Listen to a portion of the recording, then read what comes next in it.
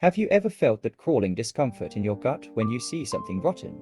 When you smell decay? When you touch something sticky and unknown? It's not mere disgust. It's something deeper, something primal. A confrontation with the boundaries of your own self. A reminder that everything you are, your flesh, your identity, could collapse into filth at any moment. This feeling, this terror, it's called abjection. Today, we dive into the chilling depths of abjection philosophy. Not to merely understand it, but to feel it. Because abjection is not a concept you simply think about. It is a shadow that wraps around your body. It makes your skin crawl and your heart race. And once you see it, you can never unsee it.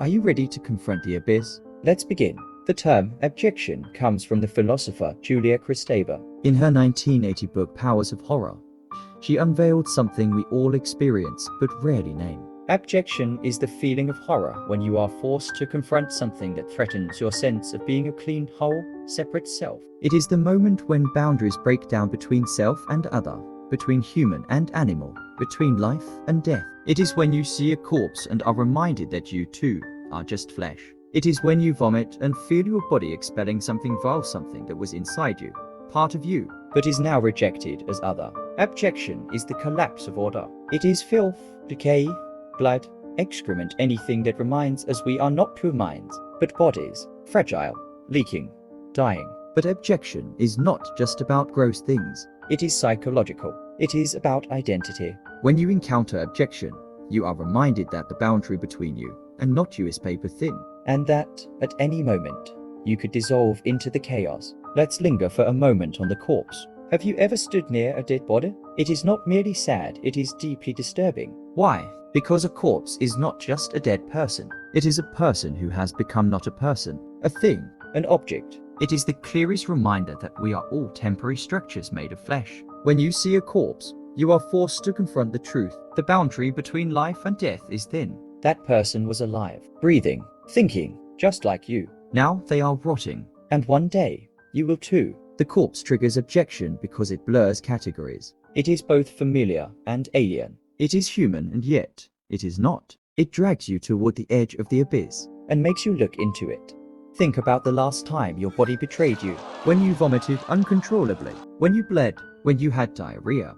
And no amount of willpower could stop it. In those moments, you felt helpless. Your body was not you. It was a chaotic, leaking animal. This is abjection. The realization that your body is not a smooth, clean thing you control, but a messy, organic process constantly teetering on the brink of disorder. You might keep yourself clean and presentable, but inside, you are full of fluids, waste, and decay. And when your body forces you to confront that, when you see your blood or your vomit, you are reminded that you are not separate from the filth of the world. You are the filth. Why do we fear filth so much? Why do we scrub our bodies, clean our homes, avoid anything dirty? Society tells us cleanliness is good, but behind this is the terror of abjection. We clean to maintain the illusion of order, to protect ourselves from the reminder that our bodies are not pure. Cleanliness is a ritual, a desperate attempt to ward off decay.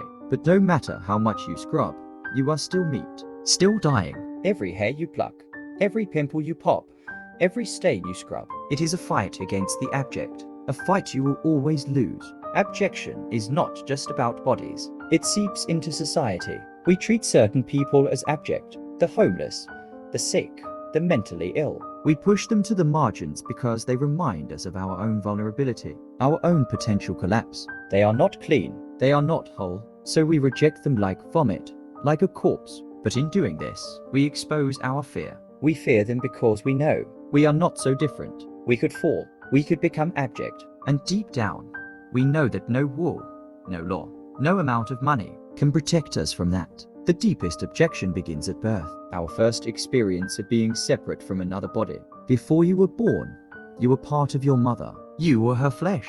But birth was a violent separation.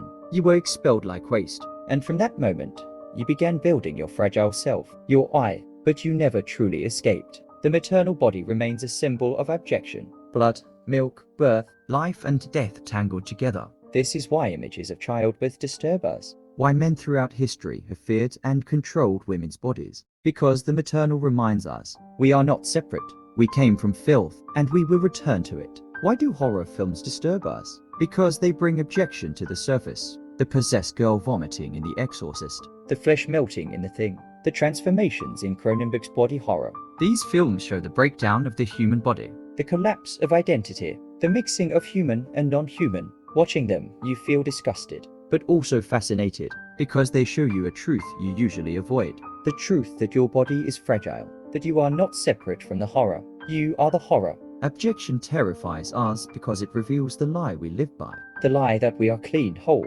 in control. But perhaps there is freedom in surrender. What if you stopped fighting? What if you accepted that you are flesh? That you are decaying? That you are part of the filth of the world? You might find that the fear loosens its grip. That the abyss is not just horror, but truth. And in that truth, you might find a strange kind of peace. Because to accept abjection is to accept life itself. You are not separate. You never were. And that is beautiful.